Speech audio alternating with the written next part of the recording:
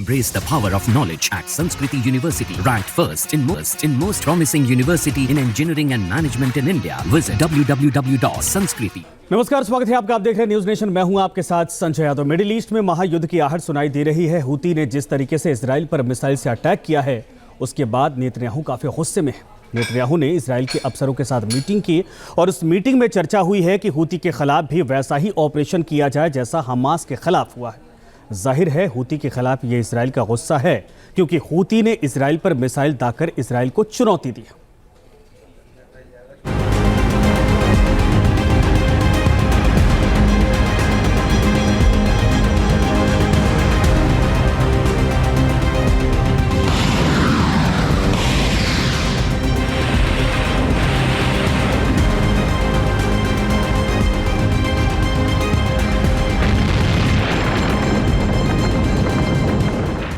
Houthi के एक missile ने दुनिया में नई बहस छेड़ दी है।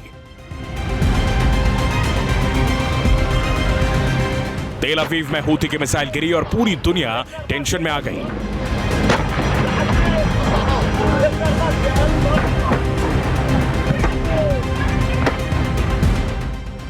ग्यारह मिनट में ही यमन से इतनी स्पीड से मिसाइल आई और तेल अवीव में धमाका हो गया।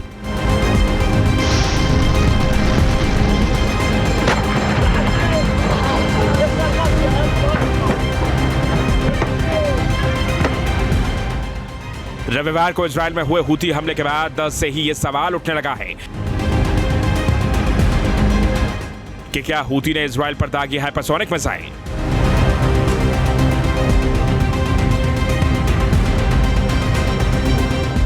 सवाल यह भी है कि क्या हूती के पास हाइपरसोनिक मिसाइल है।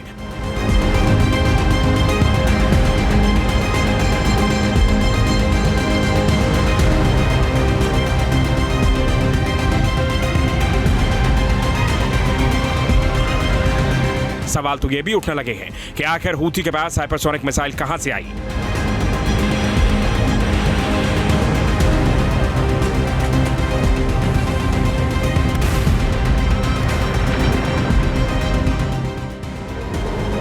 रविवार को जब 6:32 पर हूती की मिसाइलें जैसे ही मध्य इजराइल के एयर स्पेस में घुसी तो एयर रेड सायरन बजने लगे। कई शहरों में लोग शेल्टरों की तरफ भागने लगे।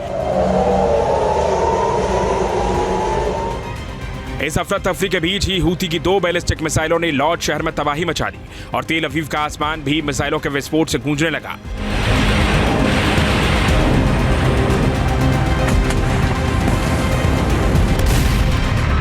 सबसे बड़ा सवाल तो यह है कि इजराइल का आयरन डोम भी हूती के इन मिसाइलों को पकड़ने में फेल रहा और तेल अवीव में भयंकर विस्फोट हुआ।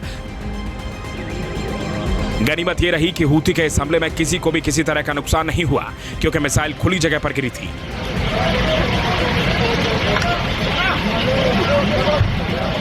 लेकिन अब 24 घंटे बाद हूती की ओर से जो दावा किया गया है, उसने इजराइल पर हाइपरसोनिक मिसाइल से हमला किया है, तो अमेरिका समेत दुनिया के कई देश भौचक्का रह गए, क्योंकि दुनिया के चुनिंदा देशों के पास ही हाइपरसोनिक मिसाइल है। ऐसे में हूती के दावे में कितनी सच्चाई है, उसे भी समझ लेते हैं। जो खबर आ रही है उसके मुताबिक हूती ने रविवार को सुबह करीब 6:21 पर मिसाइल लॉन्च की थी। इजराइल के तेल अवीव में सुबह 6:32 पर सायरन बजने लगा और मतलब कि लॉन्चिंग और सायरन बजने में 12 मिनट लगा। हूती की ओर से दावा किया गया कि उसके मिसाइल ने 2024 किलोमीटर की दूरी 11.50 मिनट में तय की। जाहिर है कि टाइमिंग मैच कर रही है। ऐसे में अगर स्पीड को काउंट करें तो हूती की मिसाइल की स्पीड 1 मिनट में 177 किलोमीटर रही है और अगर हाइपरसोनिक मिसाइल की बात करें तो उसकी स्पीड 5 मैक होती है, यानी करीब 1 मिनट में 102 किलोमीटर की स्पीड। जाहिर है अगर स्पीड को आंकते हैं तो हूती की मिसाइल को हाइपरसोनिक कहा जा सकता है। यमन के हूती आतंकियों के द्वारा बैलिस्टिक मिसाइल का इस्तेमाल करते हुए इजराइल की आयरन डोम सिस्टम को भेदते हुए ये हमला करना उनकी एक सफलता है। लेकिन इजराइल के प्रधानमंत्री बेंजामिन नेतन्याहू ने ये स्पष्ट रूप से कहा है, चेतावनी दी है कि हूती विद्रोहियों को इसकी कीमत चुकानी पड़ेगी। और ये स्पष्ट है कि हूती आतंकी लगातार हमास के समर्थन में इजराइल को टारगेट कर रहे हैं। वो इजराइल के हमास के विरुद्ध चलाए जा रहे युद्ध से उसका ध्यान भटकाने के लिए वो लगातार नए फ्रंट खोलने की कोशिश कर रहे हैं।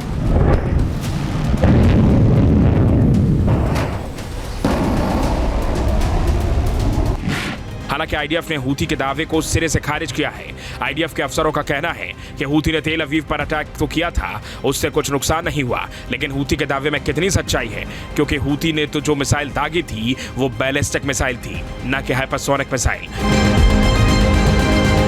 लेकिन अभी तक जितनी भी रिपोर्ट सामने आई हैं, उसके मुताबिक हूती के पास बैलिस्टिक मिसाइल ही है जो उसको ईरान से मिली है। ईरान के पास शहाब 3 बैलिस्टिक मिसाइल है। इस मिसाइल को ईरान ने हूती को दिया है और हूती ने इसका नाम रखा है तूफान। तूफान मिसाइल हूती को ईरान से मिली है। ये ईरान की गदीर मिसाइल है जिसे ईरान ने शहाब 3 मिसाइल को अपग्रेड करके बनाया है। इस मिसाइल की रेंज 2000 किलोमीटर है। उत्तरी यमन से तूफान मिसाइल 12 से 15 मिनट में मध्य इजराइल तक पहुंच सकती है। इससे 650 किलो का वॉरहेड दागा जा सकता है।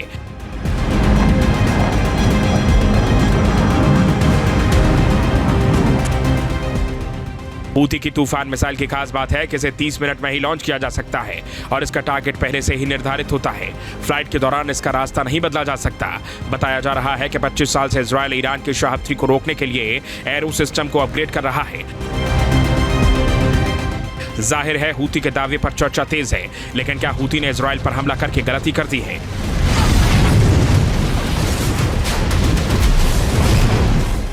क्योंकि इजराइल के प्रधानमंत्री नेतन्याहू ने हूती को गंभीर परिणाम भुगतने की बात कही है।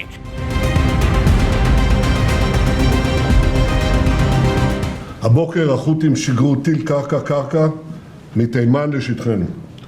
הם כבר היו צריכים לדעת שאנחנו גובים מחיר כבד על כל ניסיון לפגוע בנו. מי שזקוק לתזכורת בעניין זה מוזמן לבקר בנמל חודדה. כל מי שתוקף אותנו לא יחמוק מנחת זרוענו. החמאס כבר לומד זאת בפעולתנו הנחושה שתביא להשמדתו.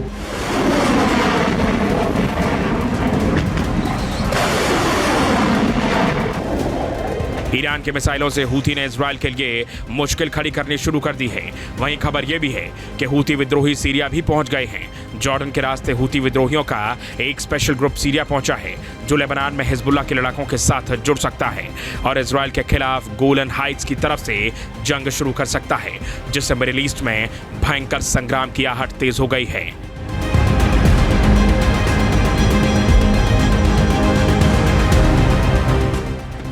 Team news nation.